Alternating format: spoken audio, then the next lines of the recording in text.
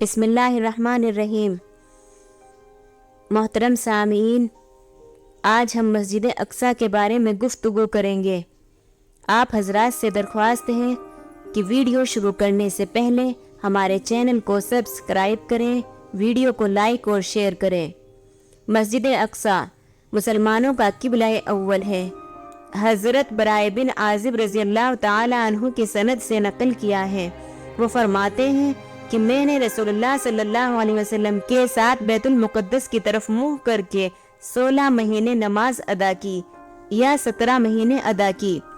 پھر ہم کو تحویل قبلہ کا حکم ہوا، لیکن تحویل قبلہ نے اس کے مقام و مرتبے کو ختم نہیں کیا، بلکہ اس کی عظیم قدر و قیمت مسلمانوں کے دلوں میں اور شریعت اسلامی میں باقی رہی۔ مسجد اقصیٰ کے فضائل نبی کریم صلی اللہ علیہ وسلم نے بیان فرمایا ہے۔ اس کی قدر و قیمت اور اس سے مسلمانوں کے قلبی تعلق کے سلسلے میں یہاں تک بیان فرمایا ہے کہ ایک مسلمان یہ تمنا کرے گا کہ اس کے لیے کوئی ایسی چھوٹی سی جگہ ہو جس سے وہ مسجد اقصیٰ کو جھانک سکے یا وہاں سے دیکھ سکے، اور یہ چیز اس کے لیے دنیا و ما فیہا سے زیادہ محبوب ہوگی۔ حضرت ابوذر رضی اللہ تعالی عنہ کی روایت ہے، فرماتے ہیں کہ ہم رسول اللہ صلی اللہ علیہ وسلم کے پاس تھے۔ ہم آپس میں مذاکرہ کرنے لگے کہ مسجد نبوی زیادہ افضل ہے یا بیت المقدس، تو رسول اللہ صلی اللہ علیہ وسلم نے فرمایا کہ میری مسجد میں ایک نماز بیت المقدس میں 4 نماز پڑھنے سے افضل ہے، جبکہ وہ نماز پڑھنے کی بہترین جگہ ہے۔ آدمی یہ تمنا کرے گا کہ اس کے پاس گھوڑے کو زمین سے باندھنے والی رسی کے برابر کوئی جگہ ہو جہاں سے وہ بیت المقدس کو دیکھ سکے، یہ اس کے لیے پوری دنیا میں مل جانے سے بہتر ہوگا۔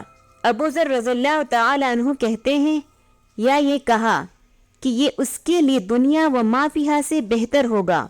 مسجد اقصیٰ کی فتح سے قبل ہی نبی کریم صلی اللہ علیہ وسلم نے اس کی فتح کی بشارت دی۔ آپ صلی اللہ علیہ وسلم کی یہ بشارت علامات نبوت میں سے ہیں۔ اوف بن مالک فرماتے ہیں کہ میں نے نبی کریم صلی اللہ علیہ وسلم کے پاس غزوہ تبوک میں آیا اور آپ صلی اللہ علیہ وسلم چمڑے کے خیمے میں تھے، تو آپ صلی اللہ علیہ وسلم نے فرمایا قیامت کی 6 نشانیاں شمار کرو۔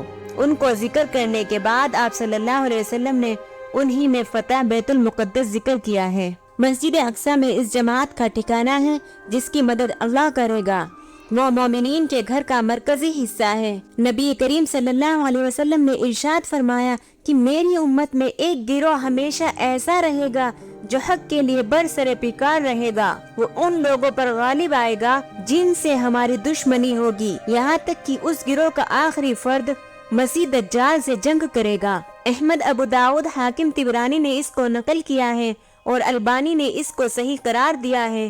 یہ بات معلوم ہے کہ حضرت عیسیٰ علیہ السلام نے دجال کو فلسطین میں باب لد کے پاس پکڑیں گے اور قتل کریں گے۔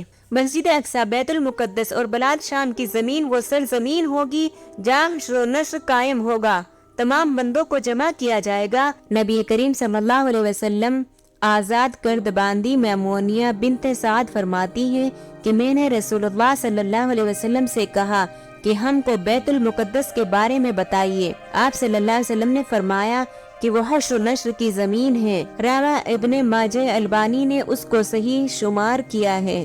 مسجد اقصیٰ میں ہی وہ مقام ہے جس میں مومنین دجال سے بچ کر پناہ لیں گے اور وہ اس میں نہ داخل ہو سکے گا۔ نبی پاک صلی اللہ علیہ وسلم نے دجال کے متعلق فرمایا اس کی علامت یہ ہے کہ وہ روئے زمین پر 40 صبح ٹھہرے گا، اس کی حکومت ہر جگہ قائم ہو جائے گی سوائے 4 مساجد کے، کعبہ مقدسہ، مسجد نبوی، مسجد اقصیٰ اور طور۔ Thanks for watching Uzair voice.